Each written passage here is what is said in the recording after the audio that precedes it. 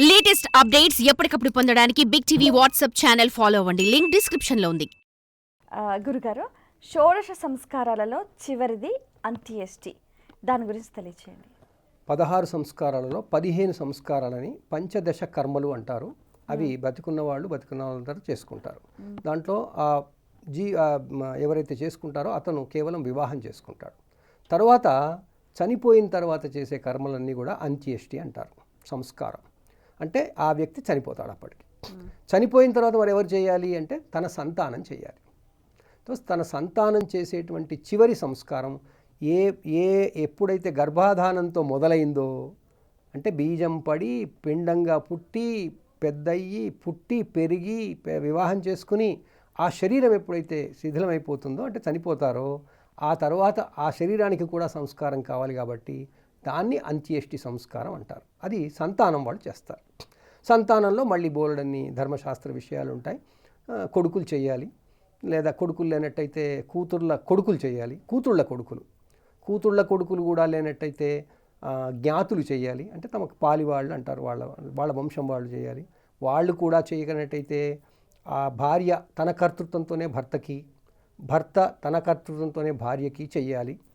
ఈ విధంగా మళ్ళీ ఎన్నో విషయాలు దాంట్లో ఉంటాయి. అది ప్రత్యేకంగా అందరూ అపరం అంటారు దాన్ని.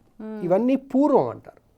15 సంస్కారాలు పూర్వం అయితే ఒక సంస్కారం అపరం అంటారు. సో పూర్వాపరాలు అంటారు. అందుకోసం పూర్వాపరాలు.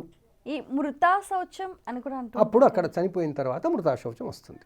ఇది 10 రోజుల పాటు ఉంటుంది. అది ఉండడానికి కారణం ఏంటంటే చనిపోయిన వ్యక్తి అప్పటిదాకా బతికి ఉన్నందుకు ఒక శక్తిగా అవుతారు. పంచభూతాల శక్తి అవుతుంది. ఆ పంచభూతాలు మళ్ళీ పంచభూతాల్లో కలవాలంటే కొంత టైం పడుతుంది.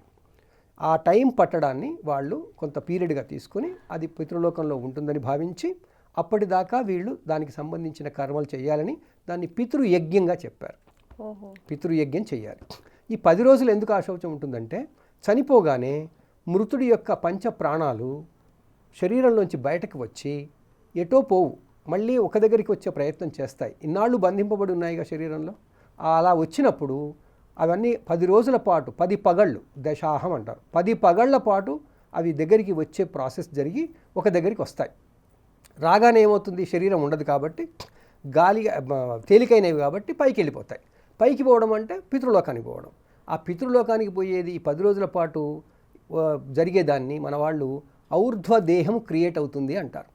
అందువల్ల మృతులకి ఔర్ధ్వదేహము పూర్తిగా నిర్మాణం అయ్యేంత వరకు వాళ్ళ కోసం చేసే ప్రాసెస్నే దశదిన కర్మ అంటాం.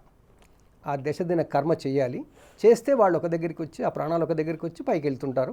వాళ్ళు ఎందుకు పూజించాలి, వాళ్ళు పోతే మనకేంటి అనుకుంటే వాళ్ళకి కూడా శక్తి ఉంటుంది కాబట్టి ఆ శక్తి మనల్ని ఎప్పుడు దీవించాలని పితృదేవతల దీవెనల కొరకు ఈ పితృయజ్ఞం చేయాలని చెప్పారు.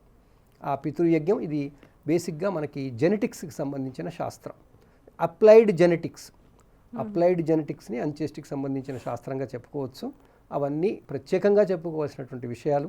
అవన్నీ తర్వాత మనం ఎప్పుడైనా చెప్పుకుందాం వాటి గురించి. చాలా సంతోషం అండి.